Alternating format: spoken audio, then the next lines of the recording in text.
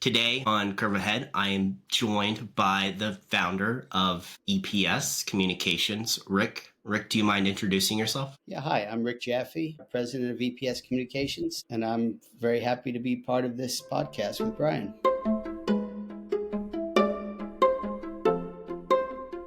It's great to have you. So, you started EPS quite a while ago. What was the inspiration behind it? And at the end of that school year, the first school year that I was there, a parent took me aside and said to me, you've taught and or coached three of my children. I've never met you, but my kids have all positive things to say about you as far as your the way you talk to students, the way that you interact, the way that you motivate. I used to be a teacher, and I have been asked to help bring a company from the UK over to the United States, and I'd like you to come over for drinks, and talk to you about the opportunity. So I did, and we discussed it. And within a week, I was flown out over to the UK and learned about the direct response world of travel. And that's, how I learned about how important creating lists were, names, and how to communicate to those names and get them to convert to sales in order to travel throughout the world. It was actually the largest direct response travel company for seniors in the United States. It was called Saga Holidays, and I worked with this CEO. His name was Jerry Foster, and he mentored me, and I learned every facet of the business. And one of the largest facets was how, in fact, you create marketing collateral materials back in those days and invoke an emotion to get them to call an 800 number and book travel. In the 90s, there were only three or four different ways in which you could communicate and motivate people to get to a brand. You could do outdoor, which were billboards. You'd be in the newspaper, you could be on radio, you could be on TV, but you could take ads out in certain publications. So, those were the vehicles. Fast forward to today, of course, those vehicles completely altered. They haven't gone away, but more importantly, you've got many other variables that you can market through social media. But let me back up a little bit back to the day. For me, learning the skills of creating marketing materials was invaluable. And the first thing I did, I actually hired an ad agency. And, that those people, they were copywriters, they were designers, and then they worked with lithographers and typographers, learned how to work with different printers. So my knowledge grew. And throughout my tenure there, new technologies started to come about. And the first was, of course, desktop publishing and working with an Apple. And I remember getting the company to say, let's get a Mac 529 and start writing copy using a Mac 529 and outputting RC paper, and then laying we hired our own creative team internally, and we started cutting and laying out pages and saying, okay, here are the photographs we've taken, we're going to put it together. To make a long story short, I learned how to create a catalog, and then the technology got better and better and better. Well, after I decided, I got recruited to a competitive firm out of New York, actually. And from I was the VP of marketing and sales, and what I did was take all of the knowledge that I had and bring all of that creative in-house instead of working with an agency. I helped them get to a point where we sold the company, and I took my piece of the pie and I started EPS. Along the way, I got involved with the National Association of Desktop Publishers, which gave me even the ability to start talking with very senior people, whether it be with Adobe, whether it be with PageMaker, all of the different softwares back in the even in the 80s. So when I decided to start EPS, EPS stood for Electronic Publishing Services, and what I wanted to do was work with really good designers who had no concept of utilizing a Mac and say, okay, you come to us with your creative thoughts. I don't care if you scroll it on a napkin. What we'll do is we'll implement it for you, and we will utilize this desktop technology and start creating pages for you. And you could take those pages, output it to a laser printer and then a color laser printer, and show your client, see if they like it. And then if not, you come back, but the expense and time frame gets smaller. Well, technology even got more powerful, as we all know, and you could, instead of going to a 300 DPI laser printer, you ended up going to a 1200 point electronic device. From a scanning perspective, instead of using $1 million health scanners, you could scan it on a small drum scanner. So we started buying that equipment. So we became, and instead of, as the company evolved, instead of me working with outside designers who needed that help. And because of my direct response marketing understanding, I started to become my own agency, brought in my own designers, and worked directly with clients myself. So I really was the AE, and I had a really great team of designers, writers. We ended up bringing in our own photographers, getting into digital photography. We were actually the first company to ever work with SciText. Instead of shooting to film, we shot directly to what we call a brick, and then that um, went directly into the Mac itself. We started using Photoshop and Cork Express. And so it just, we were a unique agency that grew rapidly because of the use of technology, because of timeframes. We had different segments of the business where we've dealt with retailers, whether they were in the apparel business, in the footwear business, because that helped them. Companies like Reebok, for instance, you'd send over the shoes, we'd shoot the shoes. If they needed to color alter, it was a lot easier than waiting for the shoe to be manufactured and then reshot again. So the time frames to create the collateral materials they needed, sped up and got less expensive to produce. So the business had a number of segments where we focused on retail. We got into health and wellness. We were in travel and leisure. So it just grew rapidly. And because of my team of people, and that's really what has always driven the growth of the business, is the people that are utilizing the technology were very smart. I can share with you one great anecdote, because it's 34 years later since I started the firm. Within the second year of the company, in order for me to outfit the amount of people I had and to have the technology that was needed to utilize and get good collateral materials out the door, I took $1 million loan out. That same company today, if I started it with the same amount of people, I could do it for under $25,000. So, that's where this company has gone. But, in the end, 34 years later, it's still, and I don't care what people talk about, what AI could potentially do for you.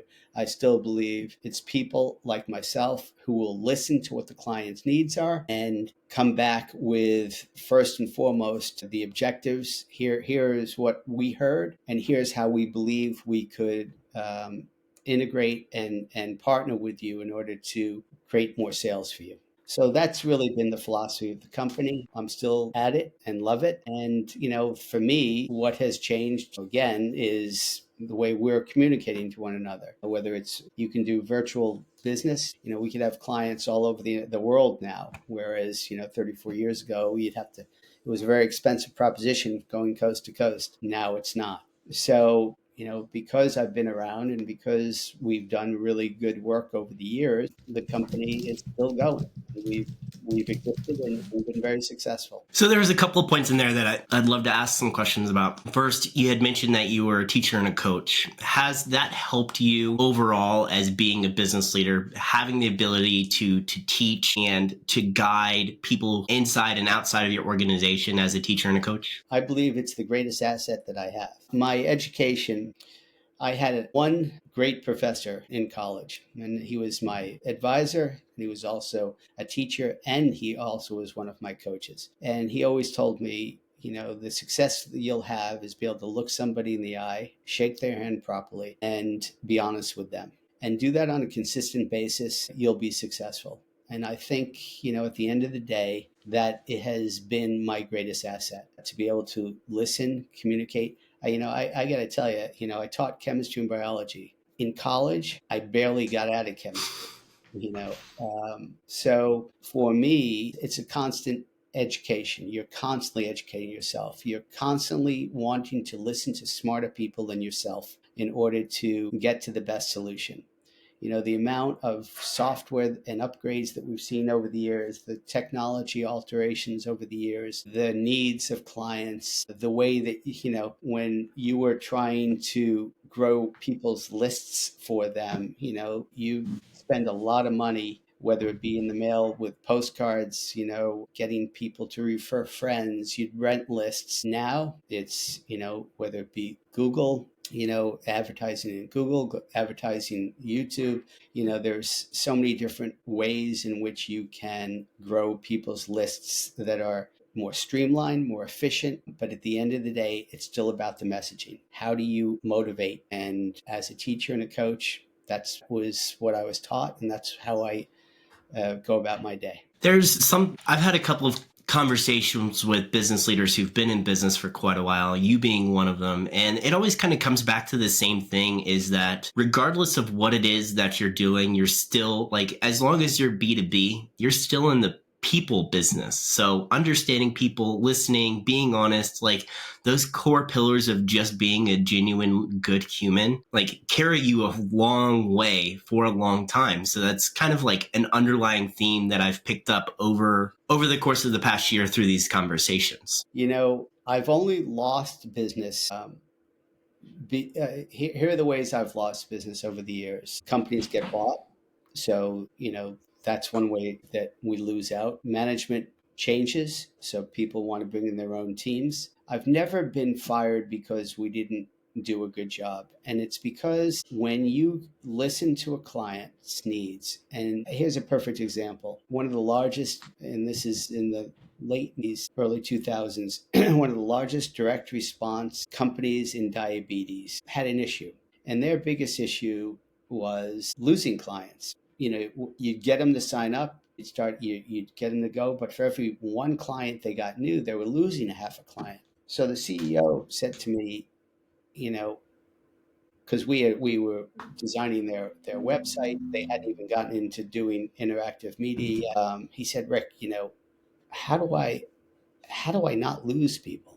And I said, I don't know if you remember a guy that was in the clothing business. His name was Cy Sims, and he said, the greatest consumer is the most educated one. I said, so what you need to do is educate these clients on the importance of testing and the importance of doing certain things in order to be a compliant diabetic. He says, well, how do I go about that? I said, well, let's create a magazine.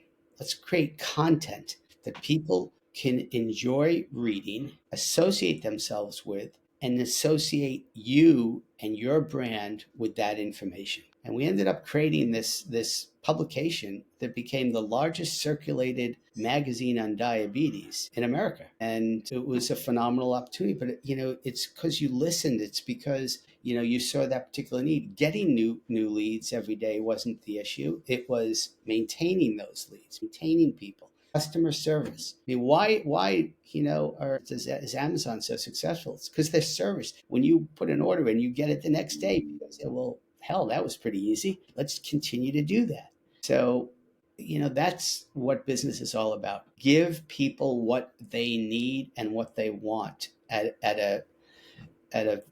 you'll become very valuable. So there was, going back a little bit, you were talking about how when you first got started, you had to take out $1 million loan to be able to outfit the people that you hired. And now that same equipment for them to support those same individuals would be only 25 grand. Tell me what repercussions there are in the marketplace now because it's such a lower barrier of entry. That's there's the $1 million question. When you start a business like mine, you know what the competitive landscape is. There are big agencies, multinational agencies. There are mid-sized agencies. There are boutique agencies. Today, anybody that has a Mac and or a PC is my competitor, who thinks they're creative, who thinks they could put 3 lines of text together. So that's an issue that you didn't have to deal with. You also had big agencies where creative people said, well, hell, I don't want to be part of a big agency. I'm going to start my own right out of my living room. I know who the clients are, and I'll just focus on 3 or 4 clients. And the problem in that environment is a simple one, is when your head's down doing the work, what you're not doing is looking for the next job. So you're doing the work, then you got to collect your funds, and then you got to hope that there's a renewal coming with that particular client. So one of the things that has always benefited our firm is that somebody like myself is always looking for the next opportunity. You look at what transpired with the pandemic. How many boutiques and small agencies didn't really survive the situation itself? Their clients, you and I both know that one of the first things cut in a corporate budget is marketing. So, if you have only one or two clients and, their marketing budget gets cut, you're out of a job. So you need to always be looking. I've always said to people, my own kids, while you have a job, and if you're unhappy, look for a job while you have a job. While you're working on a job, you need to be out there scouting for the next opportunity as well. So that's a philosophy that I've always had. I love that, right? Like for me, I was actually at one of those large multinational agencies during the pandemic. So that was kind of it was interesting, right? Because some organizations definitely pulled their funding because they were very uncertain about what the future looked like. But other organizations they leaned in. And it's interesting the results that they saw, because since they were able to advertise in a space that was cheaper, they saw more bang for their buck. And then they continued to grow through the pandemic. So it was interesting who decided to move in with marketing and who pulled out. And you had to look at what you were selling. What could, like, travel and leisure was a very difficult vertical to be in during that particular situation.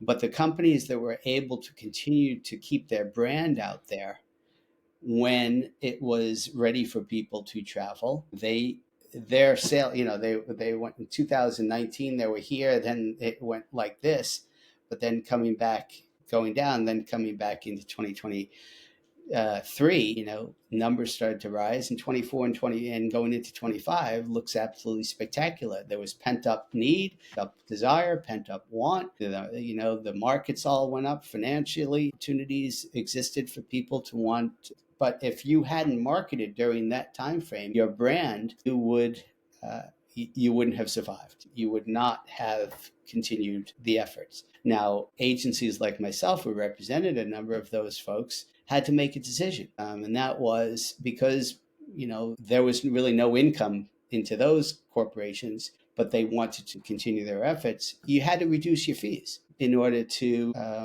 maintain the relationship. And that's what we did. And I think that, that helped tremendously, on the other side of it. The people said, wow, that was really generous of you. Now you've got them for the future. But knowing kind of that you focused on retail, health and wellness, travel and leisure, do you not see travel and leisure kind of fell off, but health and wellness, did that pick up in that same time frame for you guys? Yes. For, illnesses never go away. I don't care what, so we were very fortunate. One of the other verticals, which I didn't make mention, which was a huge vertical for us, was higher education. We represented a number of major league schools from MIT, BU, BC, where we were focusing on driving folks to their master's programs. And that whole vertical fell apart going into the pandemic. People just, A, didn't have the income, and or B, schools weren't even taking on the enrollment during that time. So that's kind of funny, because my personal story is like when COVID hit, that's when I went back and actually got my master's. I was like, well, I've got the time now. Like I can't go out to dinner. I can't do all these other things. I guess I'll start my master's degree. And that's when I ended up getting my MBA, was during COVID. When COVID hit, I entered my degree August 2020. Good for you. Congratulations. Thank you. All right. So what else can I help you with? I'm not sure. Well, you're a marketing guy. You're an agency guy. Tell me what you think the trends are. Ooh, okay. I'm on the other side of this now, huh? Some of the trends. I think that we're going to see the biggest trend that I'm seeing people really want to start leaning into is short form video.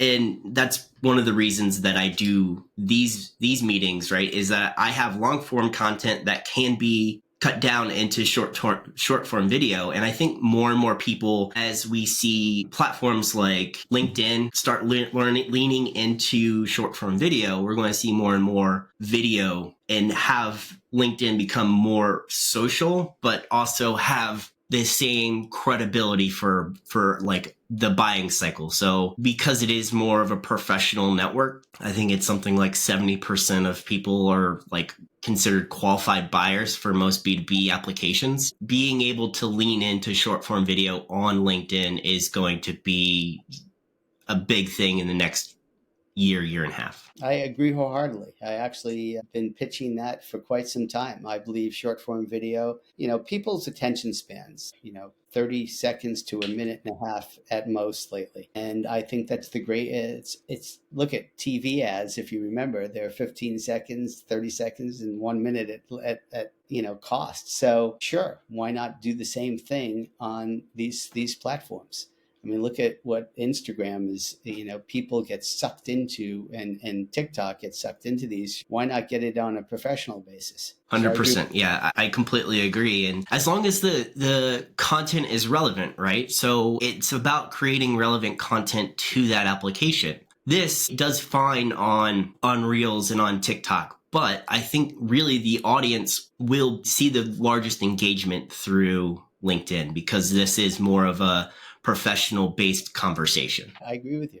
Hey, Brian, what's your thought of where AI fits into our world? That's a great question. So AI is a fantastic tool. And it's just that. It is a tool. It needs humans on the input side and on the output side. So use it quite a bit for coming up with content ideas. But it's really on me to vet the ideas, to execute the ideas. It's not like I can't just put a prompt into AI and come out with something that's so brilliant that I have to use it right there and then how it sits. Like it takes some finessing from myself or my team to be able to make sure that the tool's output is usable in an everyday application. I love it as a tool, but it's really just as good as the person who's using it. So I've spent the last year or so playing with AI, creating different prompts. I've got a prompt library out there that's publicly available for anybody who's looking to kind of get started and having a starting point when it comes to business and marketing and contract creation. Like I've run AI through the paces, but it takes a lot of time of back and forth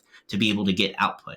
On the other side of that, there's a lot of tools that have been coming out recently to support like development. And I think that those tools are great also for people like myself, who I would consider myself semi-technical. I know enough to be able to get myself into trouble, but I'm not like a full-blown coder that I can go in and start prompting AI to be able to generate enough code that I can put it in a compiler, start debugging it, and going back and forth with AI applications to be able to execute on the code that I'm looking for. So I think that the tools are rapidly evolving. I think right now we're starting to see kind of this Wild West. We're seeing more and more tools come out. I think in the next 3 to 5 years, we're going to see major players come out, and it's only going to be those major players that kind of stick around long term. But I also think that there's another part to AI is that there's so many organizations that are coming out and saying that they're doing something with AI, and it's really just kind of like a ChatGPT wrapper that they haven't put a lot of thought into, that they're really not doing anything new with their own technology. They're leveraging something that's commercially available. In my mind, I think that this is going to be controversial. It's kind of cheating. Well, it's the way of the world.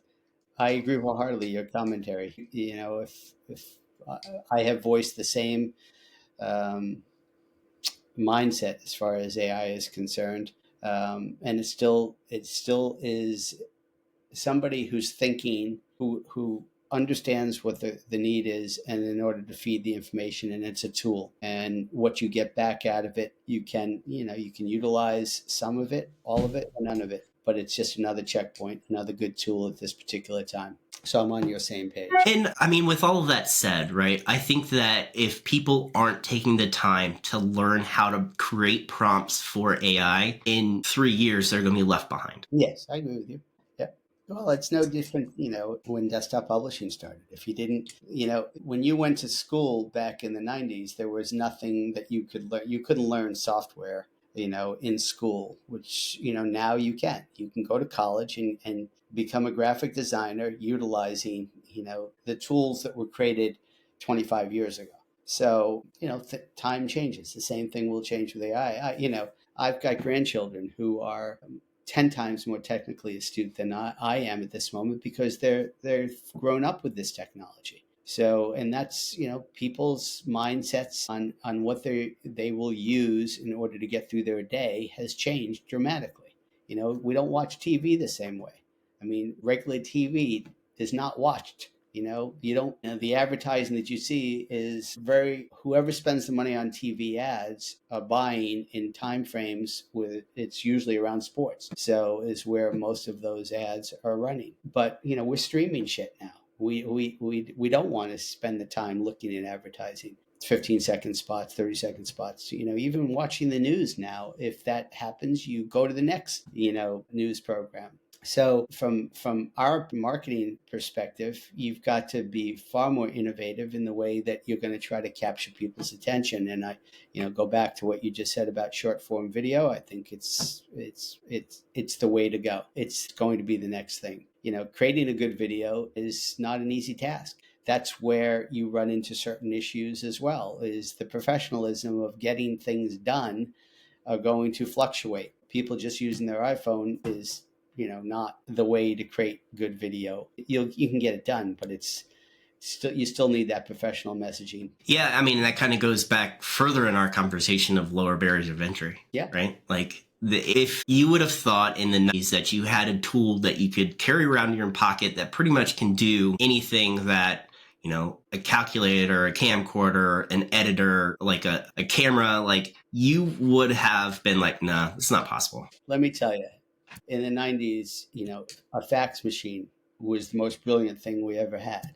I can remember my first cell phone was this brick, this huge thing, and the installation in your car. You had to go and get it installed properly and have an antenna. So, yes, things are different. In the way things are produced and in a smaller scale. But at the end of the day, there are two things that are important. You got to listen and listen well. And then, you've got to transcribe that listening into a great objective. And if you can pull those two things off, you'll be successful. And then you've got to have a team of people that can implement that really well and create good quality material. Love that. So, Rick, I appreciate your time today. At the end of each one of my podcasts, I give my guests opportunity to pitch anything that they're passionate about. So in your case, you can plug EPS or a charity or mentorship or coaching or whatever. But without further ado, the next 90 seconds belong to you. Here's my preaching.